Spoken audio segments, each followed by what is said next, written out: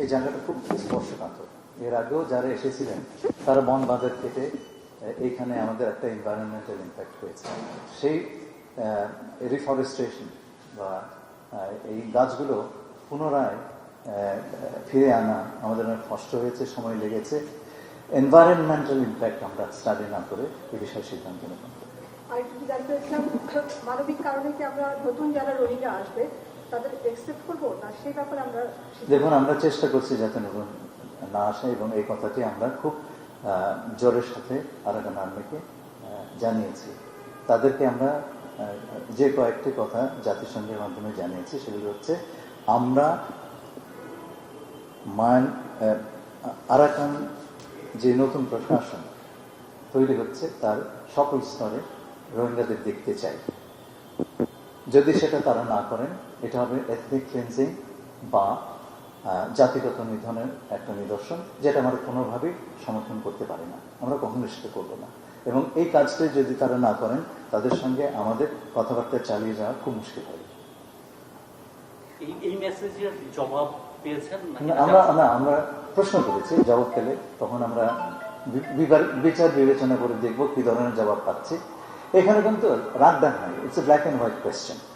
আপনি হয় জাতিগত নিধন বা এথনিক ক্লিনজের পক্ষে বা বিপক্ষে। আমরা এই ধরনের জাতিগত নিধন কোনোভাবে সমর্থন করি না, এটা পৃথিবীতে যে কোনো জায়গাতে। এটা হচ্ছে আরাকান আর্মির জন্য একটা প্রথম টেস্ট, এবং আমরা অপেক্ষা করছি এই পরীক্ষায় তার উত্তীর্ণ হতে পারছেন। আমাদের এই যোগাযোগটা নিয়ে তো মিয়ানমার সময় একটা রিয়াকশন দিয়েছে, একটা চিঠি দিয়েছে এবং একটা উদ্যোগ জানিয়েছে।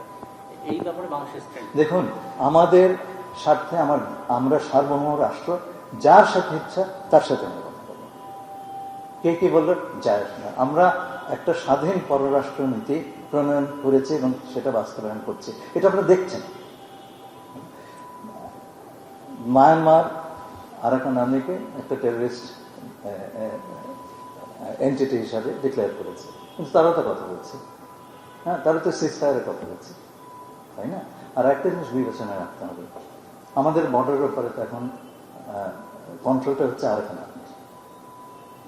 এটা তো আমাদের বর্ডার, এবং এটা আমাদের সার্বভৌম বর্ডার। এই বর্ডার আমাকে ম্যানেজ করতে হবে, রক্ষা করতে হবে, শান্তিপূর্ণ রাখতে হবে। এটা একটা পোরাস বর্ডার। তো এর জন্য ওপারে যেই থাকে তার সঙ্গে আমরা যোগাযোগ রাখবো। যদি পারেন, কাঠমান্ডু যদি পারে, তারা আসুক পাশে, তাদের সঙ্গে তাকে যোগাযোগ ছিল, কোনো প্রতিষ্ঠা করুক, আমরা তাদের সঙ্গে কথা বলবো। মিয়ানমারের সাথে একটা বোঝাপড়া আমাদের নিশ্চয় থাকবে, তাদেরকে তাকে জবাব দিবেন। মিয়ানমারের সঙ্গে আমাদের কথাবার্তা আছে, নিশ্চয়ই আছে। আপনারা দেখলেন কিছুকাল আগে ভূমিকম্পে আমরা সাহায্য পাঠিয়েছি, তাদের অনুরোধে অপেক্ষা করিনি, তাই না? আমাদের সঙ্গে যোগাযোগ আছে, তাদের সঙ্গে বাণিজ্য যোগাযোগ আছে। এই রোহিঙ্গার ব্যাপারে তাদের সঙ্গে আমাদের কথাবার্তা আছে। ওদের যে রিয়াকশন সম্প্রতি বলেছি, কুনমিংয়ে আমাদের সঙ্গে আলাপ হয়েছে, বিমস্টেকে আমাদের সঙ্গে সর্বোচ্চ পর্যায়ে আলাপ হয়েছে। আলাপ আলোচনা চলতেই থাকবে। আপনি একটা সমস্যার সমাধান করতে চাইলে সকল পক্ষের সঙ্গে আপনার একটা যোগাযোগ রাখতে হবে, তা নাহলে করে এটা আপনি সমাধান করতে পারবেন না। আমরা যেটা বলছি যে বাংলাদেশ মিয়ানমারের সার্বভৌমত্ব এবং অখণ্ডতায় বিশ্বাস করে বা শ্রদ্ধাশীল, তাহলে আরাকান আর্মির সাথে ঢাকার বা বাংলাদেশের যে যোগাযোগ, সেটি কি বিপরীত? না, এটা নয়, এটা একটা প্র্যাকটিক্যাল নেসেসিটি। ওপারে বর্ডারে তারা আছে, তার সঙ্গে আমার কাজ করতে হবে, তাই না? এটা প্র্যাকটিক্যাল নেসেসিটি। ভারত, আমরা ইতিমধ্যে দেখেছি যে ভারত তার ইউএন তো বলছে যে দুই সরকারকে একমত হতে হবে যে কোনো রকম হিউম্যানিটারি অ্যাসিস্ট্যান্স বা এইডের জন্য, it is corridor or channel or passage whatever.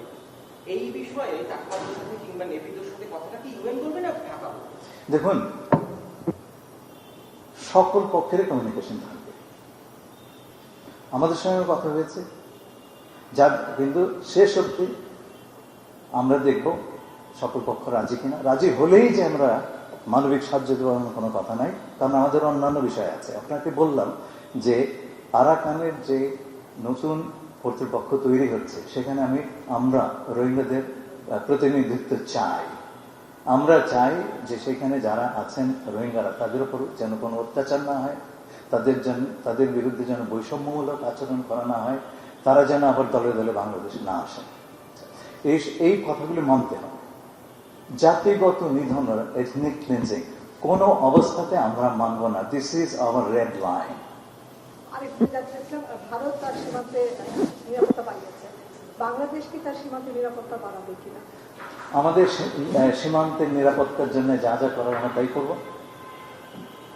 Bharat পাকিস্তানের সঙ্গে উত্তেজনাকর পরিস্থিতি আছে, আমাদের সঙ্গে ভারতের সেই ধরনের কোনো উত্তেজনা নেই। আমরা বাড়তি কোনো কিছু করবার এখন কোনো কারণ দেখছি না।